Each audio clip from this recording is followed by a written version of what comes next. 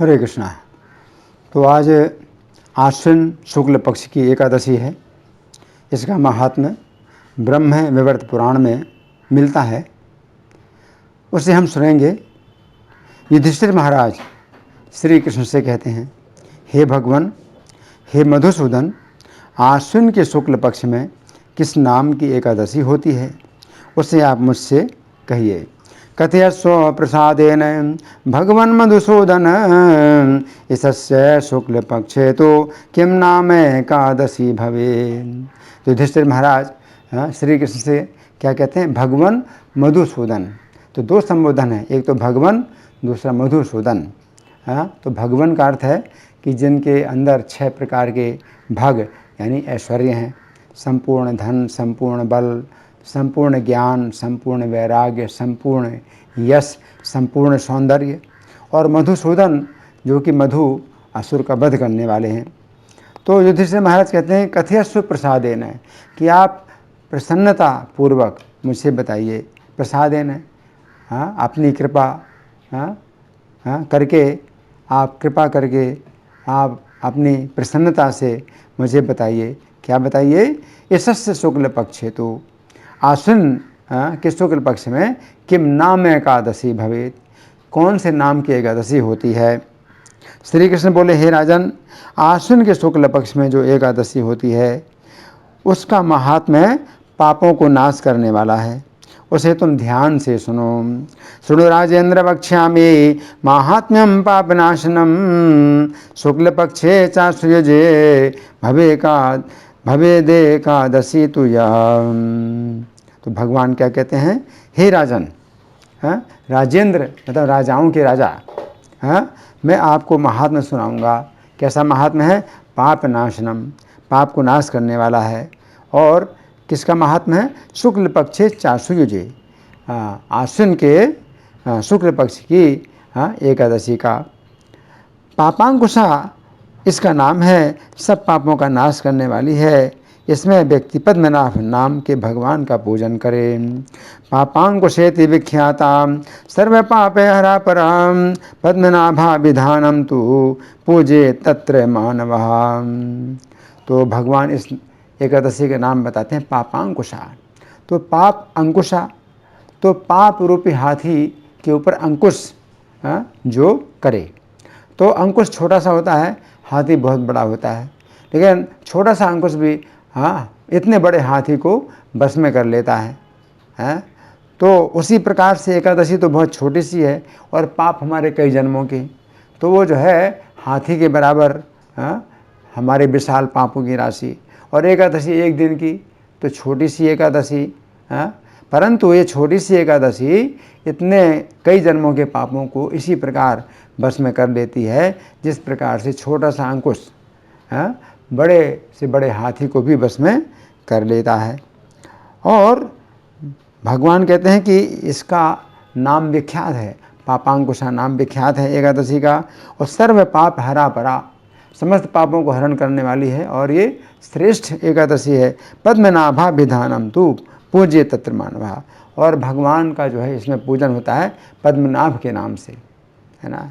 तो ये जो है विशेष नाम है, इस एकादशी को भगवान के इस नाम का प्रयोग किया जाता है। संपूर्ण वांछित फलों की प्राप्ति के लिए एकादशी का व्रत करना चाहिए। स्वर्ग और मोक्ष प्राप्ति के लिए ये व्रत करना चाहिए। सर्वाभीष्ट फल प्राप्त स्वर्ग मोक्ष प्रदम नृणाम तपस्तत्वा नरास्ते ब्रह्म चिरम सुनियतेन्द्रियः। और इस एकादशी का जो महात्म्य है कितना है कि कोई व्यक्ति अगर बहुत काल पर्यंत इंद्रियों को अच्छी प्रकार से बस में करके और तीव्र तपस्या करता है, तो जो फल प्राप्त करता है वो फल इस एकादशी को गरुड़ध्वज भगवान को नमस्कार करने से ही प्राप्त हो जाता है। यत् फलम समवाप्नोति तन्नत्वा गरुड़ध्वजम कृत्वापि बहुशः पापम नरो मोह समन्वितः। तो कोई व्यक्ति अज्ञान से बहुत से पाप उसने किए हैं, परंतु पापों को हरने वाले हरि को नमस्कार करके घोर नरक में नहीं जाता है। न याति नरकं घोरं नत्वा पापहरं हरिं पृथिव्यां यानि तीर्थानि पुण्यान्यायतनानि च। तो पापों को हरने वाले हरि को नमस्कार करने से वो घोर नरक में नहीं जाता है। तो ये एकादशी का महात्म्य है। इस एकादशी ये विशेष दिन है। पृथ्वी में जितने भी तीर्थ हैं, पवित्र स्थान हैं, वे सब आज के दिन एकादशी के दिवस पर भगवान के नाम कीर्तन से सब फल प्राप्त हो जाता है। जितने भी तीर्थ हैं उन सब का फल प्राप्त हो जाता है।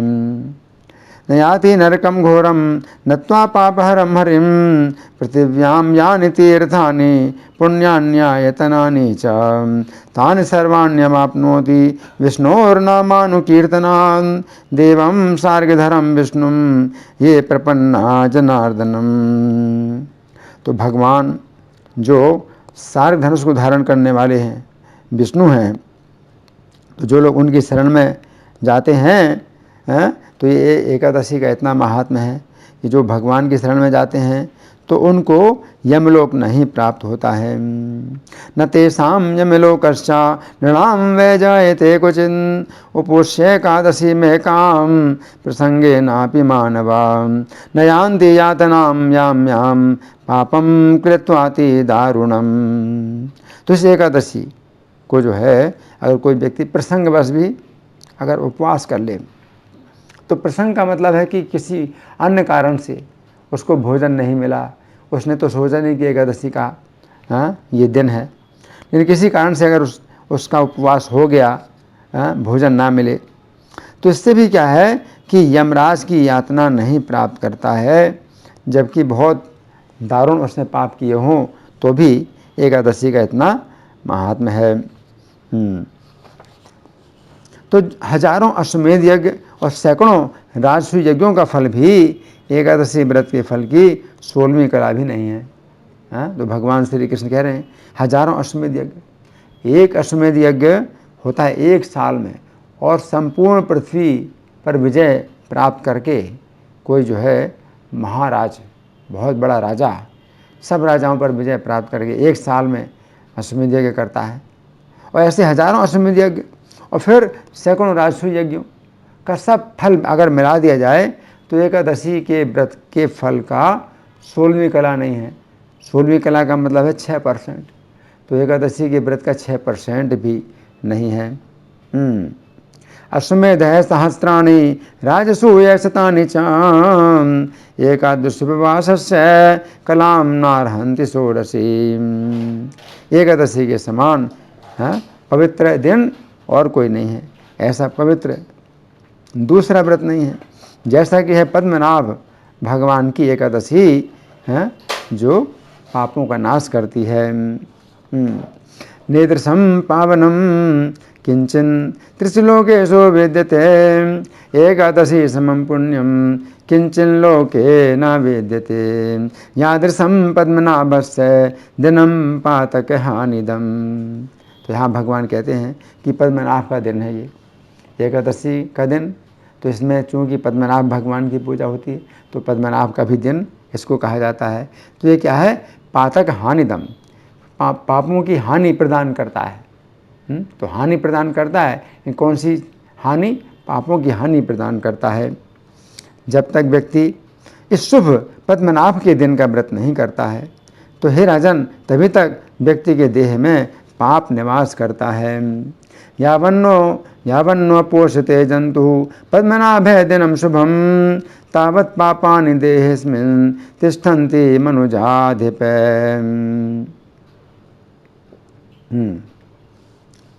एकादशी के समान तीनों लोकों में कुछ नहीं है। हे राजन, किसी बहाने से भी इसका व्रत किया जाए तो यमराज का दर्शन नहीं होता है। न एकादशी समम किंचन त्रिषु लोकेषु विद्यते व्याजेनापि कृता राजन न दर्शयति भास्करिम।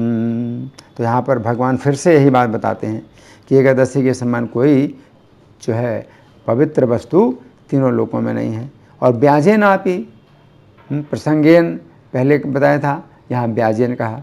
तो किसी भी कारण से अगर जो है एकादशी के व्रत हो जाए तो न दर्शयति भास्करिम, भास्कर माने सूर्य, और भास्करी माने सूर्य के पुत्र, और सूर्य के पुत्र का मतलब है यमराज। तो यमराज का वो दर्शन नहीं करता है। ये एकादशी स्वर्ग और मोक्ष को देने वाली है, और शरीर को आरोग्य करने वाली है, सुंदर स्त्री देने वाली है, धन धान्य को देने वाली है। स्वर्ग मोक्ष प्रदाहे सा शरीरारोग्यदायिनी, शुक्लत्रय प्रदाहे सा धन धान्य प्रदायिनी। हे राजन, ना तो गंगा पवित्र है इतनी, एक जो एकादशी है इसके समान गंगा भी पवित्र नहीं है, ना गया पवित्र है, ना काशी, ना पुष्कर, ना कुरुक्षेत्र, कोई भी हरि के दिन से अधिक पवित्र नहीं है। अर्थात हरिवासर यानी एकादशी सबसे श्रेष्ठ है। न गंगा ना गया राजन, न काशी न च पुष्करम, न चापि कौरवम क्षेत्रम, पुण्यम भूप हरेर्दिना। जागरण करके हे राजन बिना परिश्रम के विष्णुपद प्राप्त होता है। अगर जागरण किया जाए, है ना, तो स्वर्ग और मोक्ष से बढ़ करके क्या है, विष्णुपद वो प्राप्त हो जाएगा। कैसे? अनायास ही, अगर जागरण भी हो जाए। रात्रो जागरणम कृत्वा समुपोष्य हरेर्दिनम, अनायासेन भूपाल प्राप्यते वैष्णवम पदम। इस एकादशी का व्रत करने वाला व्यक्ति माता की 10 पीढ़ियों, माता के पक्ष की 10 पीढ़ियों का उद्धार करता है, पिता के पक्ष की 10 पीढ़ियों का, और पत्नी के पक्ष की 10 पीढ़ियों का उद्धार कर देता है। 10वें मात्र पक्षे चा 10 राजेंद्र पैतृके, प्रियाया 10 पक्षे तो पुरुषानुद्धरे नरः। और कैसे उद्धार होता है कि सभी जितने 10 पीढ़ियाँ हैं माता की, पिता की और पत्नी की, ये सब लोग जो है चतुर्भुज दिव्य रूप धारण करके, माला पीताम्बर धारण किए हुए हरि के लोक को जाते हैं। चतुर्भुजा दिव्य रूपा नागारी कृत केतनाम, स्रग्विणः पीत वस्त्राश्च प्रयान्ति हरि मंदिरम। चाहे बालकपन में एकादशी के व्रत हो, या जवानी में हो, या बुढ़ापे में, वो पापी जो है दुर्गति को नहीं प्राप्त होता है। बालत्वे यौवनत्वे च वृद्धत्वेपि न पोतमय, उपोष द्वादशीं नूनम न दीपापोपि दुर्गतिम। तो आश्विन के शुक्ल पक्ष में पापांकुशा एकादशी का व्रत करके पापों से मुक्त होकर के व्यक्ति हरि के लोक को जाता है। पापांकुशामुपोष्य वै आसुने चासितेतरे, सर्व पाप विनिर्मुक्तो हरिलोकम स गच्छति। और इस पापांकुशा के व्रत में व्यक्ति जो है अगर सुवर्ण का दान करे, या तिल का दान करे, या भूमि का दान करे, या गौ का दान करे, या अन्न का दान करे, जल का दान करे, जूता छत्र आदि का दान करे, तो यमराज का दर्शन नहीं करता है। दत्वा हे मिथिलान भूमिम गामन्न मुदकम तथा, उपान वस्त्र छत्रादि न पश्यति यमम नरः। जिनका दिन पुण्यहीन होता है, तो जो व्यक्ति ऐसे भगवान का स्मरण नहीं करता है, पुण्यहीन होता है, तो उसका तो जीवन कैसा है, लोहार के धोंकने के समान श्वास लेना है। लोहार की धोंकनी सांस लेती है। तो अगर कोई व्यक्ति एकादशी का व्रत ना करे, कोई पुण्य ना करे, तो वो जो है जीवित नहीं है, मरा हुआ है। और कैसा मरा हुआ है, जैसे लोहार की धोंकनी तो मरी हुई है, लेकिन श्वास तो लेती है। तो चाहे दरिद्र हो, परंतु शक्ति के अनुसार उसको स्नान करना चाहिए, दान करना चाहिए। इस प्रकार से अपने जीवन को सफल बनाना चाहिए। अवंध्यम दिवसम कुर्यात् दरिद्रोऽपि नपोत्तम, समाचरण यथाशक्ति स्नान दानादिका क्रिया।